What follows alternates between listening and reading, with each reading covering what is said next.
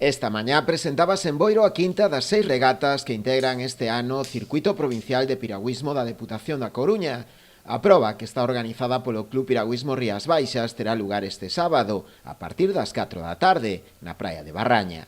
Nela tomarán parte ao redor duns 300 regatistas, chegados dende diferentes clubs de toda a provincia, pertencentes ás categorías de prebenxamín a cadete, tanto masculina como feminina. Empezaremos a regata ás 4 da tarde, cas primeiras categorías, que son as categorías prebenxamín e benxamín, e alargarase hasta as 7:30 aproximadamente, que serán as últimas regatas, que serán as categorías máis maiores, que son as categorías cadetes.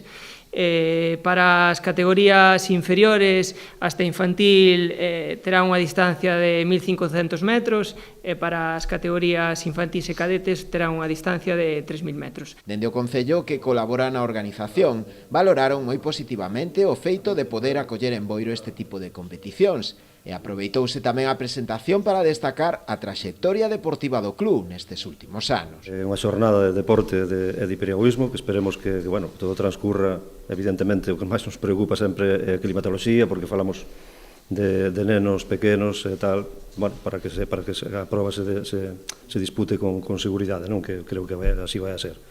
Quero lle dar a noraboa, estamos moi orgullosos do traballo que están a facer xa durante tanto tempo o Club Piragüismo Rías Baixas.